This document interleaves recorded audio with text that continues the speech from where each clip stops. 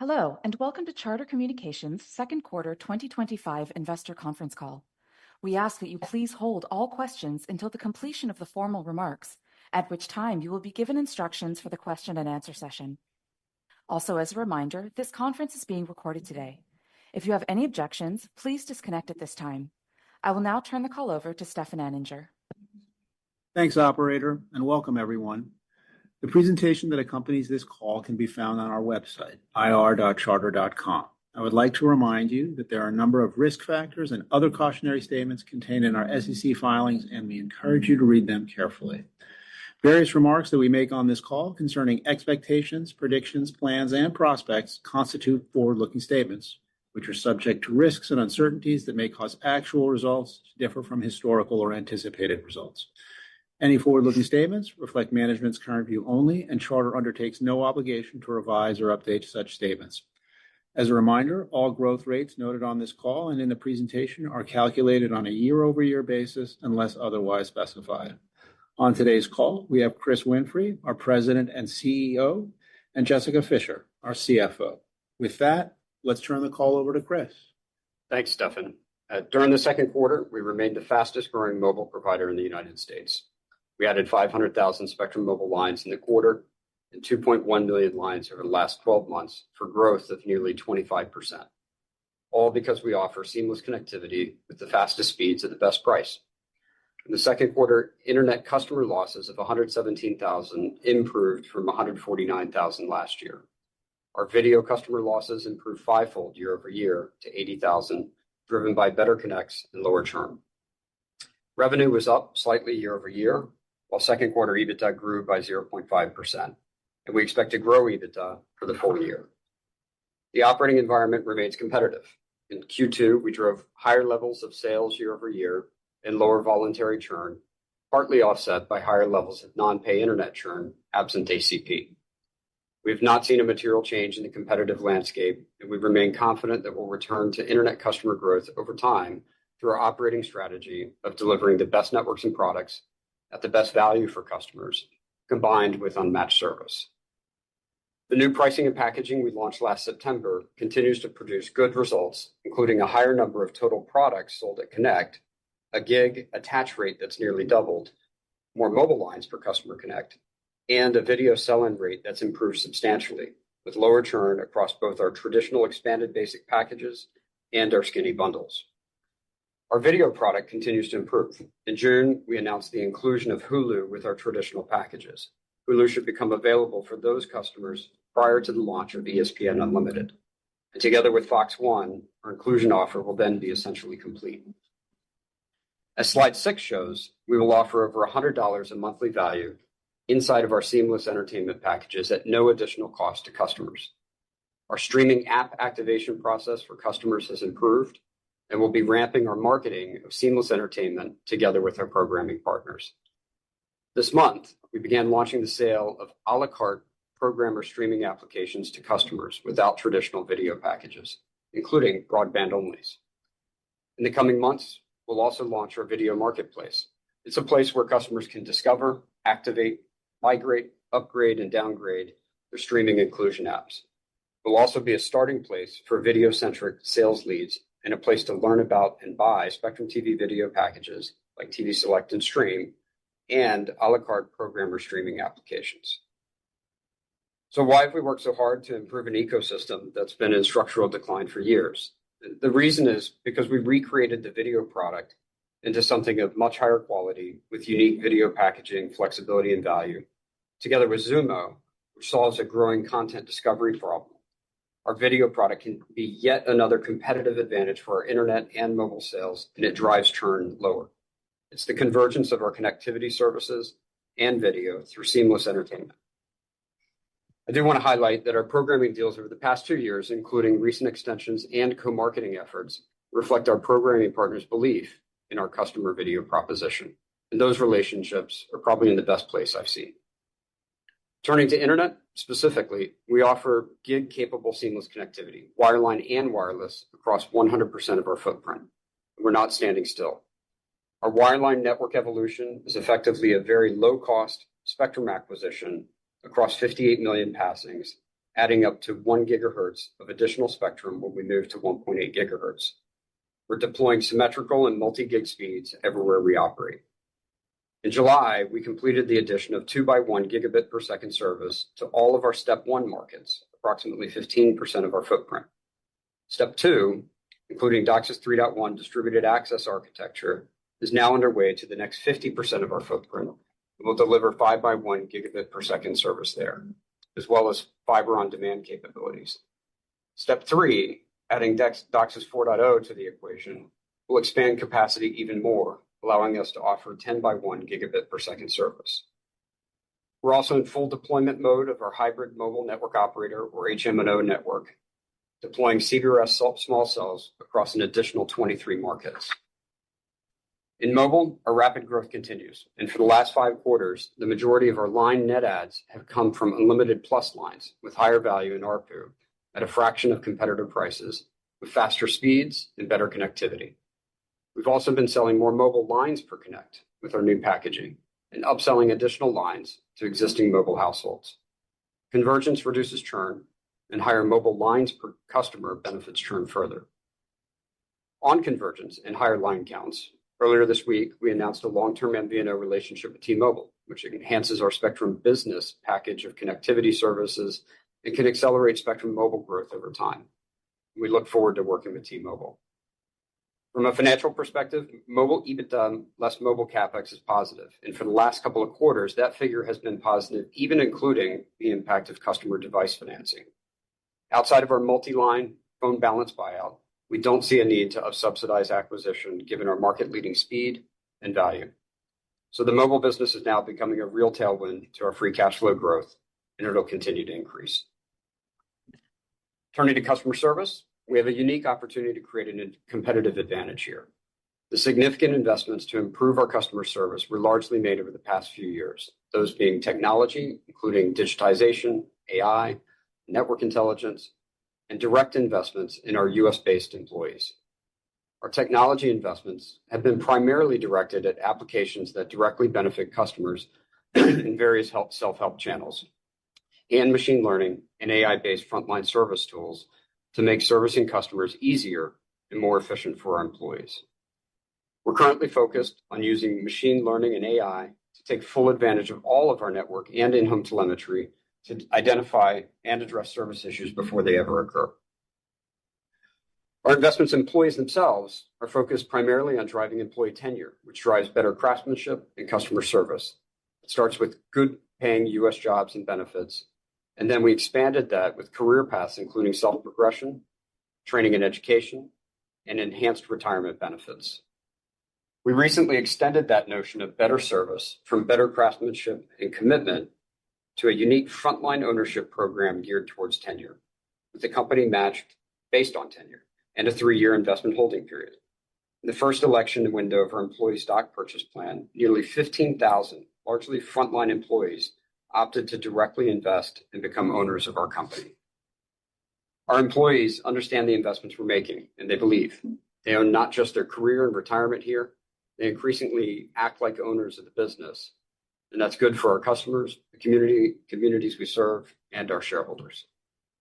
Ultimately, our investments in employees and technology are all resulting in significant and sustainably improved service. Cable billing and repair calls were down 14% year over year in the second quarter, with a near 10% decrease in truck rolls, despite significant weather impacts. And we're seeing tangible improvements in how customers perceive our service, products, and pricing. We also have a public customer commitment backed by service credits, including if we can't be at your home or business the same day. But internally, we're moving that standard to 2-hour windows. Why? Because we can. We're now doing it a large percentage of the time. We believe it'll take our competitors years of investment to catch up. Taking a step back, we still recognize the competitive environment we're in.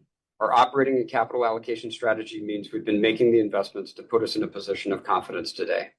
Network evolution to ensure the fastest wireline speeds. Convergence to make the same speed and reliability available seamlessly.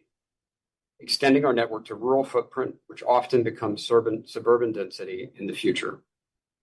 And transforming video to provide value and utility in a complex ecosystem, driving connectivity sales and retention. And then pairing those network and product investments with market-leading pricing and packaging to save customers money, all with a commitment-backed, best-in-class U.S.-based service from employees who are tenured, committed, and act like owners because they are, all of which has yet to fully take hold. So how do you know as an investor whether it works? Because everything we're doing is what you as a customer want. And as a customer, demand for bandwidth, reliability, and low latency service seamlessly connected continues to increase. I believe we're in the best competitive position. And I think that's true with or without a step change from AI, VR, edge compute, or other transformational shifts, which have always occurred when we have ubiquitously expanded the capabilities of our network for advanced products. A logical expansion of our strategy was our announcement in May to acquire Cox Communications. This combination offers significant benefits for customers, employees, local communities, and shareholders. The transaction will marry Spectrum's operating strategy with the B2B capabilities and community investment heritage of Cox, together with our shared philosophy of long-term investment in our network and employees. It will bring Spectrum products and prices to the Cox footprint, where we don't operate today, increasing competition in those markets to the benefit of consumers and increasing onshore labor to the benefit of employees. This transaction is good for America. It's also a great outcome for both our current and shareholders and for the Cox family. The transaction is priced at an attractive valuation, and it's accretive to top-line growth, margin, and to levered free cash flow per share, even when absorbing the impact of a modest delevering of the combined business, and without factoring in the benefits of a lower cost of capital and the value of Cox as a sophisticated long-term shareholder. As we spend more time thinking through the integration, assuming regulatory approval, we continue to see areas of additional opportunity. And in the meantime, the employees of both companies are focused on business as usual and delivering value for our respective shareholders. Now I'll pass it over to Jessica. Thanks, Chris. Please recall that last quarter we made a number of expense reclassifications to reflect changes in how we manage our business in connection with the recent launch of the Spectrum Business brand. Again, these reclassifications did not result in any changes to total operating expenses or adjusted EBITDA for any period. Let's please turn to our customer results on slide 9. Including residential and small business, we lost 117,000 internet customers in the still seasonal second quarter, compared to a loss of about 100,000 in last year's 2Q when adjusted to remove last year's impact of about 50,000 ACP-related disconnects. When comparing this year's second quarter internet net adds versus last year's 2Q, we have not adjusted our second quarter 2024 internet net adds for the 50,000 ACP-related gross adds headwind we called out last year when comparing to 2023, as neither the second quarter of 2025 nor 2024 had the benefit of ACP-related gross additions. In mobile, we added 500,000 lines, with higher gross additions year over year, offset by a lower year-over-year churn rate on a larger line base. Video customers declined by 80,000 versus a loss of 408,000 in 2Q24, our best video quarter since 2021, with the improvement primarily driven by better connects year over year resulting from the new pricing and packaging we launched last fall, and lower churn year over year, driven in part by our programmer app inclusion packaging. Wireline voice customers declined by 220,000. In rural, we activated our 1 millionth subsidized rural passing during the second quarter. Our success in rural has benefited from both the scale and experience we bring to the complex process of network construction. During the quarter, we grew our subsidized rural passings by 123,000 and by over 440,000 over the last 12 months. And we generated 47,000 net customer additions in our subsidized rural footprint in the quarter. We continue to expect rural passings growth of approximately 450,000 in 2025, in addition to continued non-rural construction and fill-in activity. Moving to second quarter revenue results on slide 10, over the last year, residential customers declined by 2.1%, while residential revenue per customer relationship grew by 1.7% year over year, given promotional rate step-ups, rate adjustments, and the growth of Spectrum Mobile. Those factors were partly offset by a higher mix of non-video customers, growth of lower-priced video packages within our base, and $67 million of costs allocated to programmer streaming apps and netted within video revenue. This allocation should grow over time as more customers authenticate into our streaming application offers, but is neutral to EBITDA. As slide 10 shows, in total, residential revenue declined by 0.4%. Turning to commercial revenue, total commercial revenue grew by 0.8% year over year, with mid-market and large business revenue, formerly Spectrum Enterprise, growth of 2.9%. And when excluding all wholesale revenue, mid-market and large business revenue grew by 3.5%. Small business revenue declined by 0.6%, reflecting a decline in small business customers, with revenue per customer remaining essentially flat year over year. Second quarter advertising revenue declined by 6.7%, including the impact of less political revenue. Excluding political, advertising revenue decreased by 4.4% due to a more challenged national and local advertising market, partly offset by our higher advanced advertising and better inventory selling capabilities. Other revenue grew by 18.9%, primarily driven by higher mobile device sales and a $45 million one-time benefit. In total, consolidated second quarter revenue was up 0.6% year over year. Moving to operating expenses and adjusted EBITDA on slide 11. In the second quarter, total operating expenses increased by 0.6% year over year. Programming costs declined by 8.8% due to a 5.1% decline in video customers year over year, and a higher mix of lighter video packages, and $67 million of costs allocated to programmer streaming apps and netted within video revenue, partly offset by higher programming rates. Other costs of revenue increased by 7.3%, primarily driven by higher mobile device sales and mobile direct service costs. Cost to service customers, which combines field and technology operations and customer operations, increased 3.8% year over year, primarily due to higher bad debt expense due to prior year cash basis accounting treatment for certain ACP customers, and higher mobile device sales, higher network utility costs, labor-related costs primarily driven by recent storm activity, and bank and card fees, partly offset by productivity from our 10-year investments. Excluding bad debt, cost to service customers grew 2.4% year over year. Marketing and residential sales expense grew by 8.6% due to slightly higher sales volume as we make investments in marketing and sales, including in higher cost sales channels to drive growth. Finally, other expense increased by 0.6%. Before turning to adjusted EBITDA, I wanted to note that there were a number of storms and tornadoes, particularly in the St. Louis area, Ohio, and the broader Midwest, that impacted our footprint in the second quarter. We extend our sympathies to those impacted. The combination of bill credits and storm cleanup expenses spread across our expense lines resulted in a $13 million headwind to EBITDA year over year. The CapEx impact was very small. Adjusted EBITDA grew by 0.5% year over year in the quarter. We expect to grow adjusted EBITDA for the full year 2025. And year to date, we're on track with the first half EBITDA growth of 2.6%. EBITDA growth will be pressured in the third and fourth quarters, given last year's political advertising strength. Turning to net income, we generated $1.3 billion of net income attributable to Charter shareholders in the second quarter, compared to $1.2 billion last year, given this quarter's higher adjusted EBITDA and lower interest expense.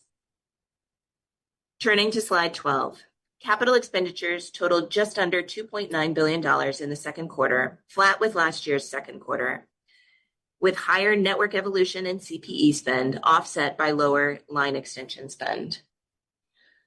We now expect total 2025 capital expenditures to reach approximately $11.5 billion versus $12 billion previously, primarily due to the timing of network evolution spend and lower line extension spend spread in commercial and subsidized rural. The majority of the $500 million spending shortfall this year will be spent next year in 2026. On a standalone basis, we still expect 2025 to be our peak capital spend year in dollar terms. 2025 should also be our peak year of capital intensity, even including the impact of the Cox transaction and associated integration capital, assuming that it's closed, with capital intensity falling going forward. And given the powerful economic and strategic benefits of our Cox transaction, the pro forma entity will generate higher free cash flow per share in spite of delevering, which will reduce our cost of capital. Turning to free cash flow on slide 13. Second quarter free cash flow totaled $1 billion, a decline of $250 million year over year. The decline was primarily driven by higher cash taxes, higher cash interest, and a working capital headwind related to mobile handsets. Turning to second quarter and full year 2025 cash taxes. On our last call, I noted that we expected to pay approximately $1 billion in second quarter cash taxes. In the end, we ended up paying less than that, approximately $650 million, given the timing of certain tax-related items.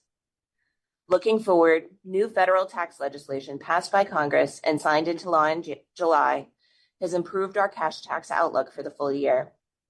We now expect that our calendar year 2025 cash tax payments will total a bit over $1 billion, down from a range of $1.6 to $2 billion previously, driven by our ability to depreciate more for tax purposes this year, given the permanent restoration of 100% bonus depreciation, our ability to now deduct more interest for tax purposes, given the permanent restoration of the EBITDA-based limitation, and our ability to now fully deduct research and experimentation expenditures for tax purposes.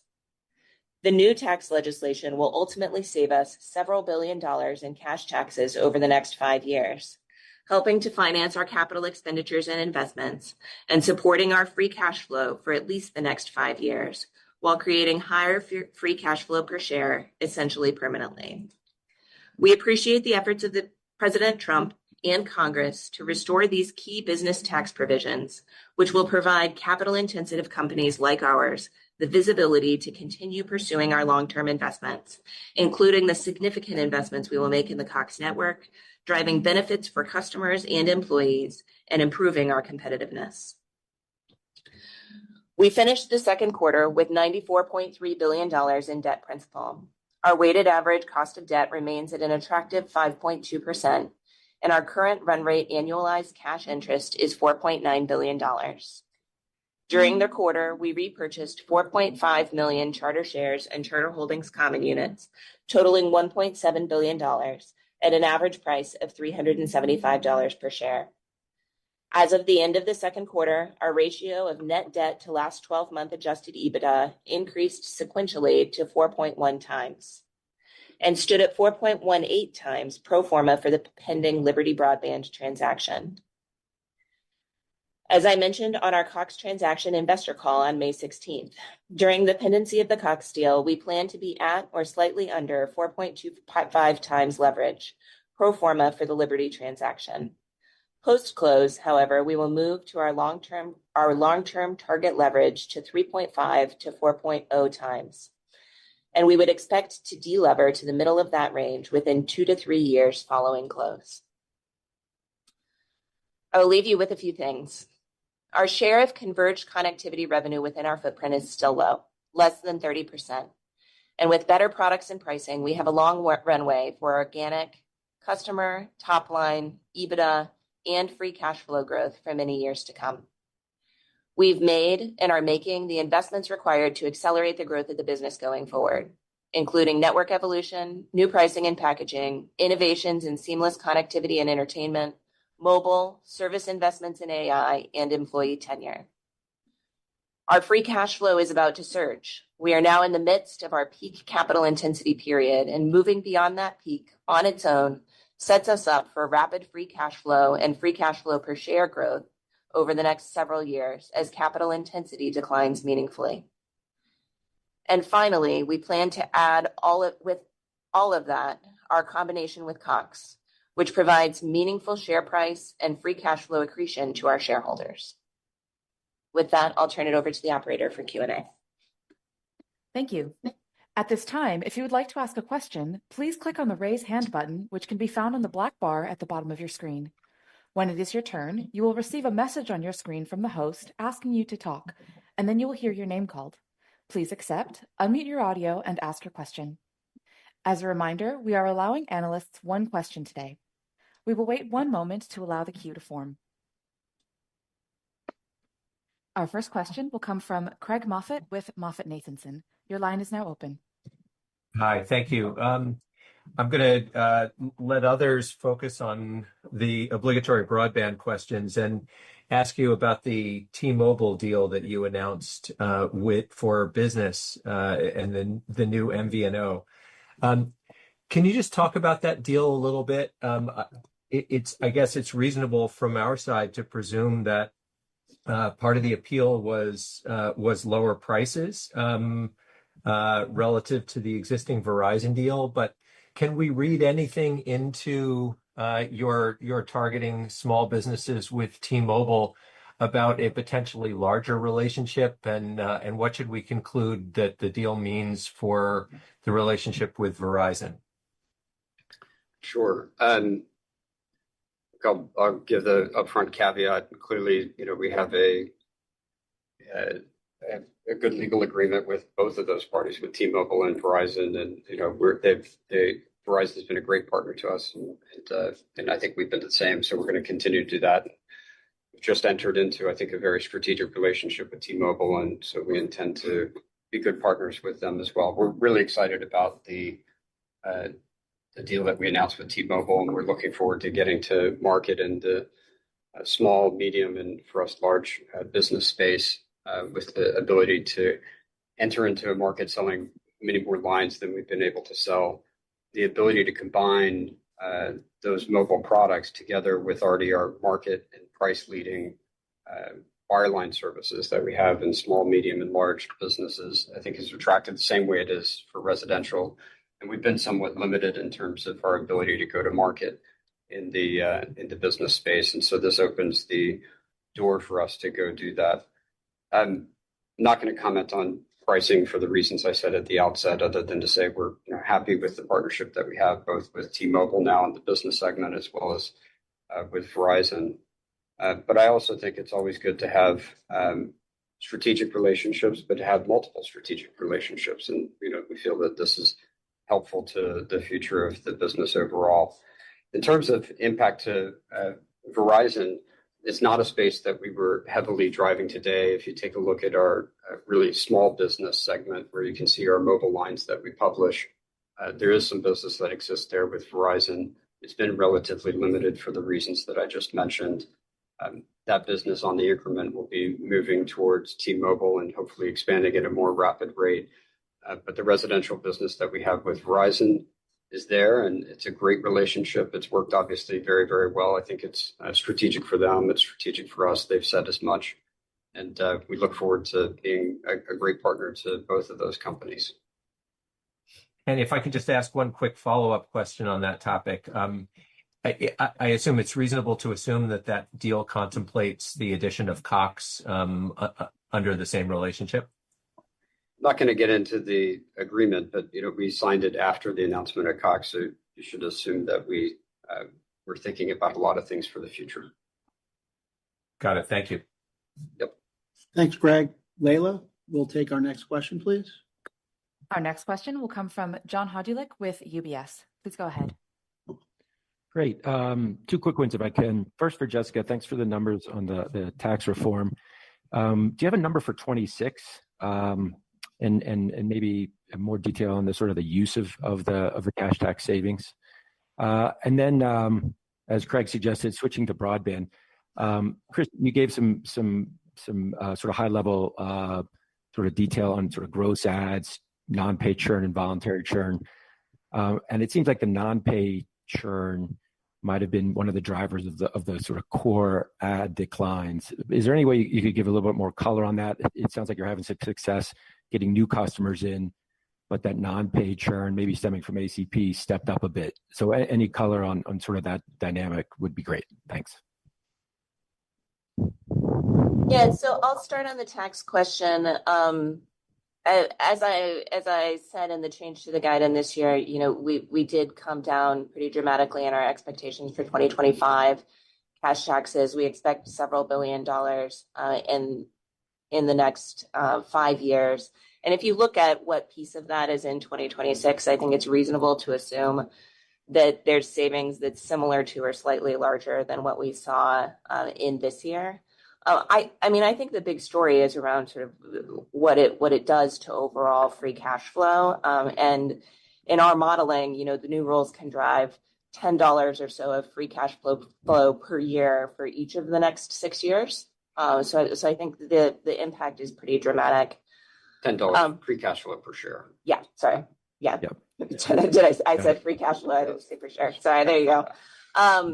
In terms of how we deploy the savings, our capital allocation strategy hasn't changed. We have and will continue to prioritize investments in organic investments in the business that generate positive ROI. As a result of the permanent bonus depreciation and interest deductibility rules, I would expect more projects to meet that positive ROI hurdle. That being said, we're not updating our multi-year outlook except for the sort of timing items that I discussed in my remarks.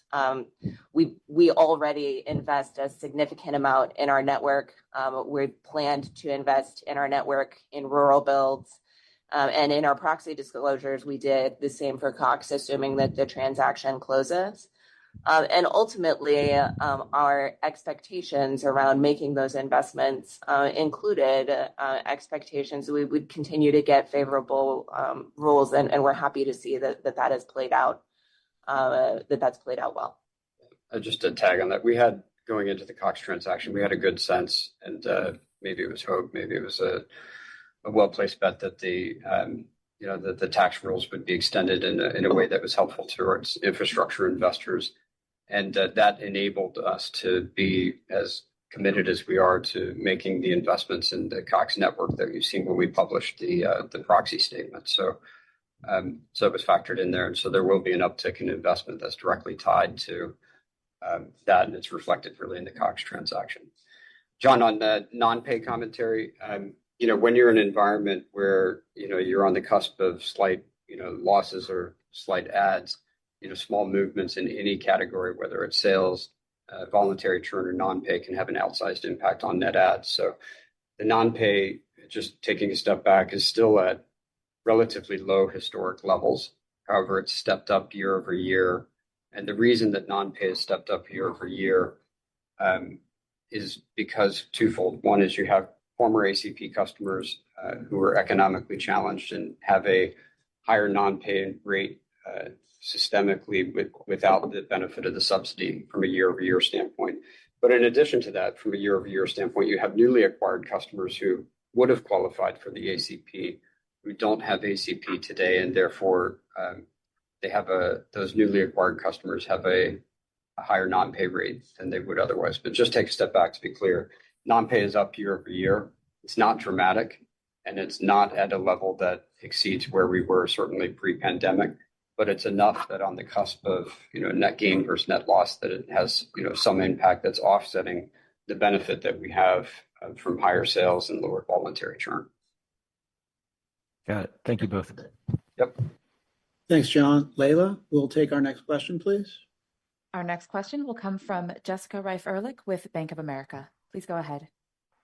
Oh, thank you. I just maybe switching to video for a second. You had obviously a really fantastic video improvement, still losing subs, but very modest. How do you see the offer evolving in terms of whether it's personalized recommendations or something else? Like, where do you see the most potential to improve the video experience? And can you just discuss the attach rate with broadband? Like, because there should be a ripple. You'd think there would be a ripple effect.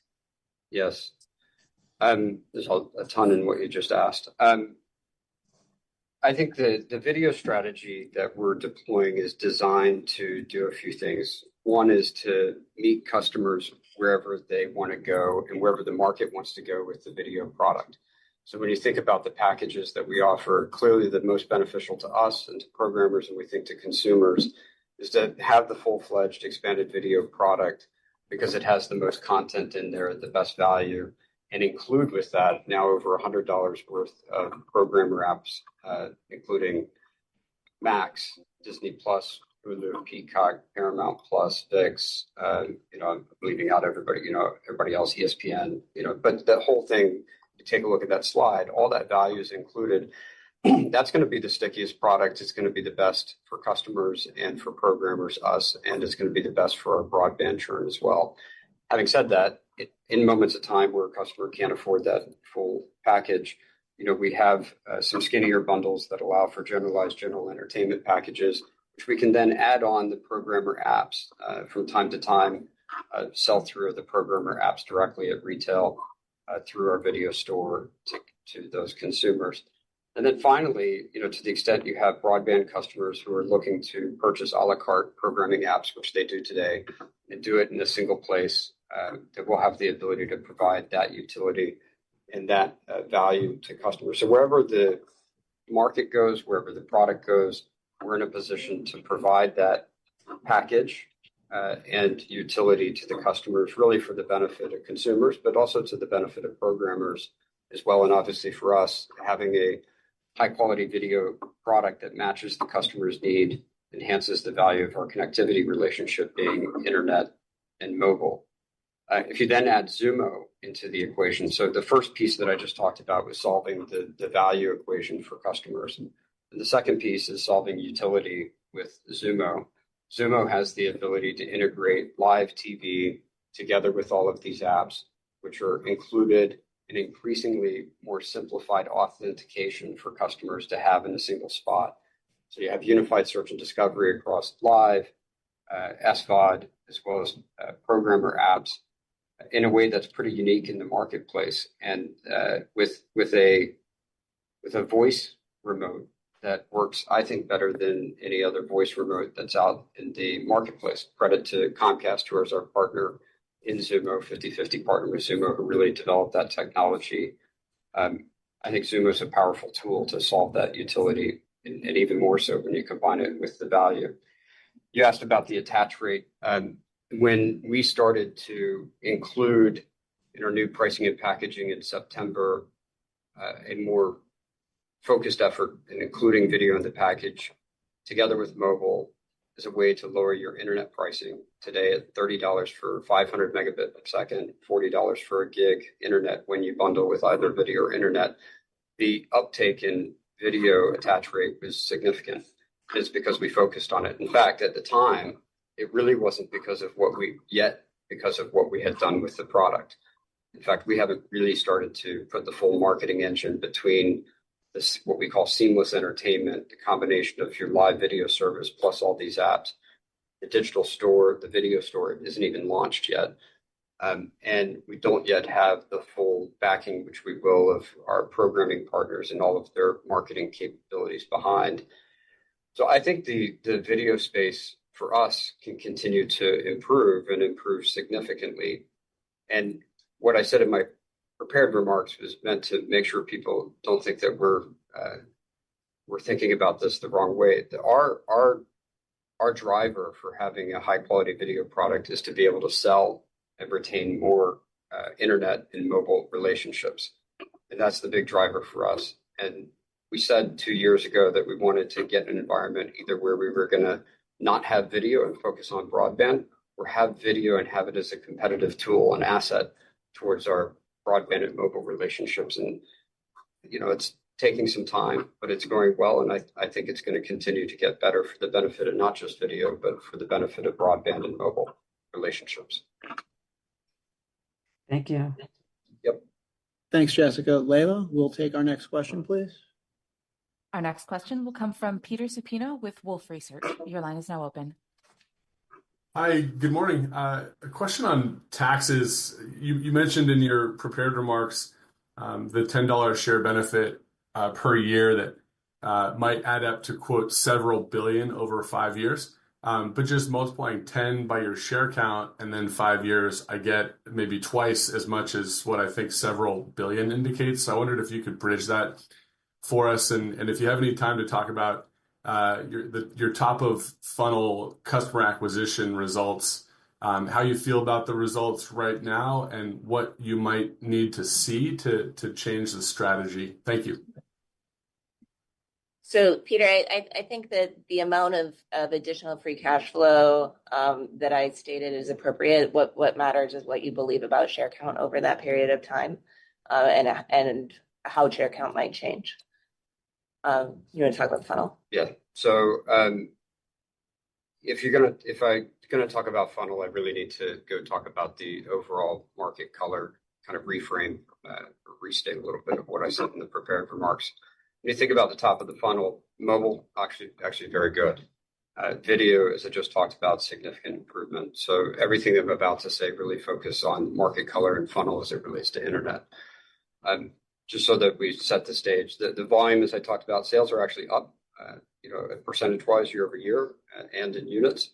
Voluntary churn is down. Non-pay, as I just talked about, is up a little bit due to the lack of ACP. The competitive environment is stable, not improving, but not deteriorating. So we have steady fiber overlap. That's not new. Cell phone internet continues at its pace for now. But just as big when you think about the overall market and funnel is, the overall market is challenged because there's an incredibly low amount of moves and new build, which is going very slow. And then in addition to that, you have a reversion to mobile-only customers, and ACP accelerated that was taking place, reverting mobile-onlys back to the pre-pandemic level. You put all of those market movements, or in this case, lack of market movement, together with a new competitor, even if there's inferior, and it puts pressure, and it's not ideal. We're not sitting still. As I talked about in the prepared remarks, we have network evolution. We have the convergence features that we've been launching, and we're increasingly using mobile and video as a competitive advantage to drive internet sales and churn. And we also have an expanding rural footprint, which isn't just about today. A lot of what we're building today will turn into suburban footprint over a 5-10 year period. And so I think we're investing significant legs of growth, all of which, in fairness, is long term. So if you think about the short term and the top of the funnel for internet specifically, we don't have a product or pricing issue. We have the fastest speeds. We have the most reliable product, best Wi-Fi. We're selling, particularly in bundle, $30 500 megabit per second internet, $40 gig. So it's not a product or pricing issue at the top of the funnel. It's the broader market that I talked about, some brand new competition. But in fairness, we're working through our marketing message and how to do a better job of breaking through with our marketing message, given that there's an evolving mix in the marketplace in terms of channels and message. And we're changing some of the ways that we go to market, including some partners that we've used. And the second piece, I think, is an industry overall for the cable industry, and we're at the heart of that, is the value pitch that we're making to customers and going back to customers very clearly, both in marketing and at the time of sale and at the time of retention, and saying the only reason that you can have a cell phone internet product at that price is because they're forcing you to pay $60, $70 per mobile line.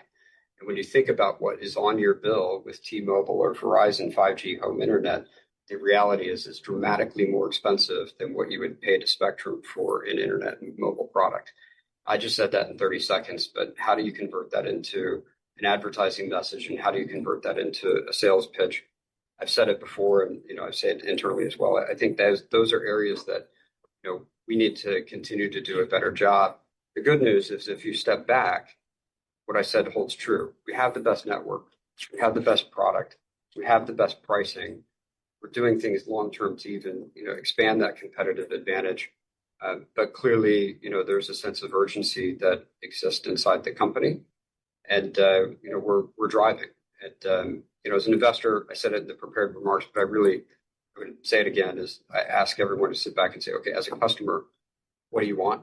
And what you want is all the things I've been describing. And so I think we're in great position. It's just we're doing things to move things both in the short term and the long term. Thanks, Peter. Layla, we'll take our next question, please. Our next question will come from the line of Sebastiano Petti with JP Morgan. Please go ahead.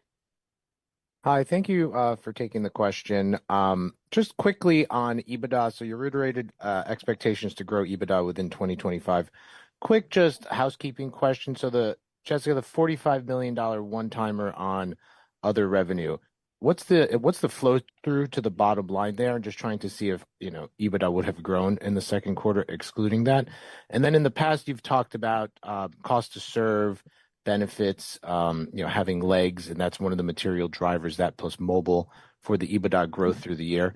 Any change there versus prior expectations? Or should we still think about those as the drivers? And then if you could update us on cost expectations relative to last quarter, just given cost of service and sales and marketing were a little bit higher than anticipated. Thank you. Yeah. So Sebastiano, the 45 million does fall all the way to the bottom line. There was a little bit of bad debt expense against it, I think around $7 million. So maybe it's like 38 million that falls all the way down. We did point out there was this sort of unusual storm activity as well. I think when you factor those couple of things in, you end up pretty close to flat. From a cost to serve, and I guess if I just sort of go through the outlook for expense line items, it really hasn't changed. So cost to serve had a difficult comp inside of last year. If you look across the quarters last year, this is really the only quarter that suffers from that issue. So I think still flat to slightly down in the year over year. Marketing and resi sales. There, I also would say still low to mid single digit growth for the full year. We should have a much slower year over year growth rate in the back half of the year versus the front half. A good portion of that is that the comps are a bit easier in the back half of the year. And we also expect overall sales and marketing expense to subside slightly as we move later in the year because of the mix of our activities. And we think that we'll do that without impacting sort of overall marketing levels or effectiveness. And then in other, there I would say also still in the low to mid single digits, though, as I've noted before, other because of what's inside of it can be a bit more volatile than some of the other expense items. The one thing I just step back on cost to serve when you think longer term, not just in the coming quarters. Long term, cost to serve is a huge opportunity and remains the case because the amount of transactions, as I mentioned, is coming down double digits every year. And I think that can accelerate with the benefit of the AI tools that we're putting in front of our agents. It's making the job easier. It's making the handle time go down. It's making repeats go down, which means you've got low overall transactions. And you need less labor to handle the transactions because of the lower handle time and the lower number of transactions. And all of that's set to not only continue, but to compound. So I feel really good about the long-term trajectory of cost to serve, both in the standalone charter as well as assuming regulatory approval, the combination with Cox. So it remains one of the biggest opportunities in front of the company. And it's why we spend so much time talking about the investments that we've made, not just in AI and machine learning, but also the quality of craftsmanship that exists with our employees, because that's the key to getting to that holy grail.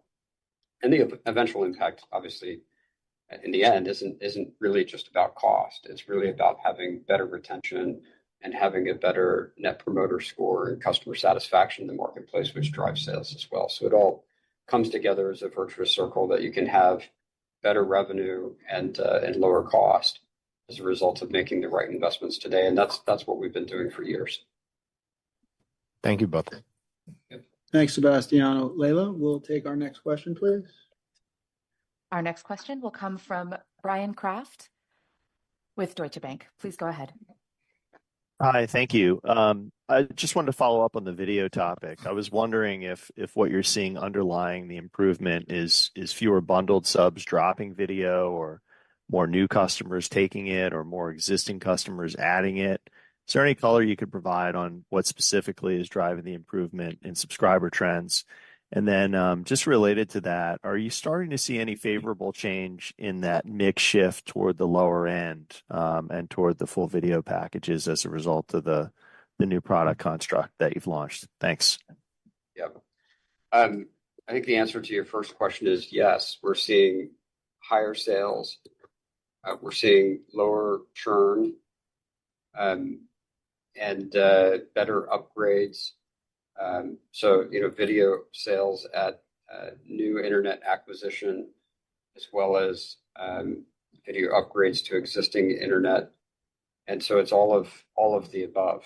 And it's going well.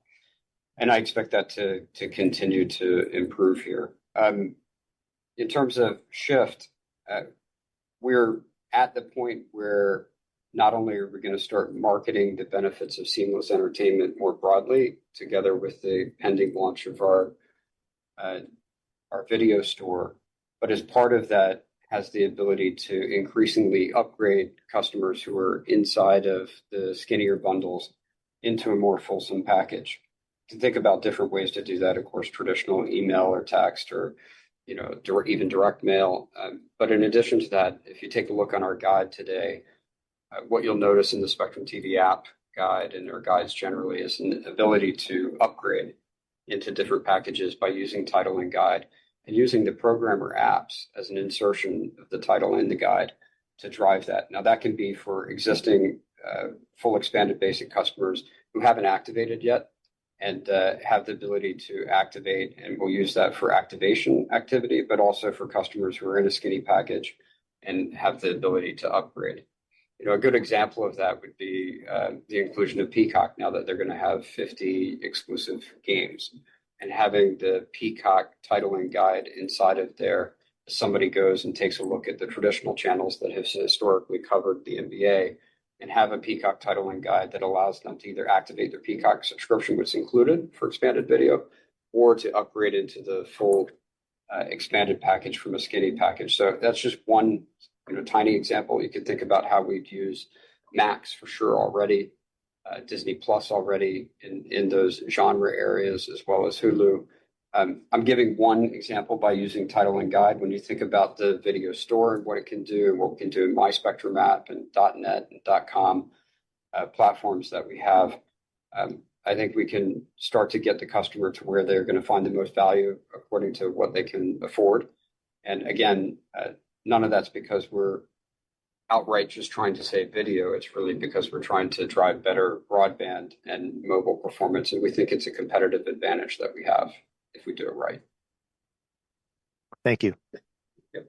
Thanks, Brian. Layla, we'll take our next question, please. Our next question will come from Stephen Cahill with Wells Fargo. Thank you. So, Chris, you all have a lot of experience buying and integrating, including on the customer-facing side with your historical acquisitions. I think with Cox, the internet ARPU is above Charter's. So can you just think about how you're thinking about managing that transition when it comes? I imagine you're going to see a lot of customer touch points. It's probably an opportunity to sell in more services. So maybe you can just help us think through that. And then as it relates to the CapEx outlook and capital intensity, kind of related question. So it sounds like that's going to be going down even pro forma for the acquisition. I imagine that's a lot of technology savings. So maybe you can just give a bit more color on where you see a lot of those savings for that intensity coming from. Thank you. Sure. From an integration perspective on customer pricing and packaging, you're right. We have a lot of experience doing that. When you think about Bresnan, Time Warner Cable, Bright House, and even the original Charter in 2013, all of those integrations had higher starting ARPU for broadband. And we needed to find a way to migrate those customers into a package that was more competitive without doing financial damage to the company. And the way to do that is to provide more value to customers. You can do that simply with more speed or more value in the internet product itself.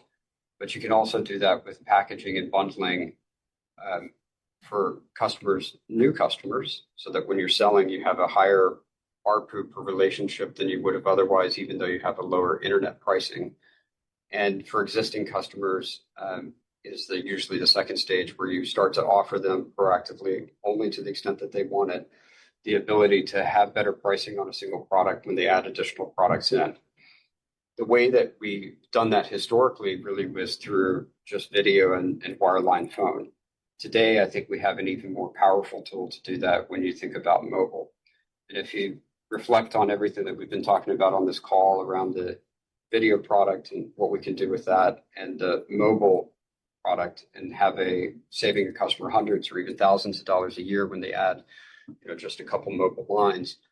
Our ability to migrate customers at their discretion and to have new customer acquisition with lower product pricing but higher overall customer relationship ARPU is fairly proven. Cox in particular, if you think about it, their video penetration is about half of what ours is today.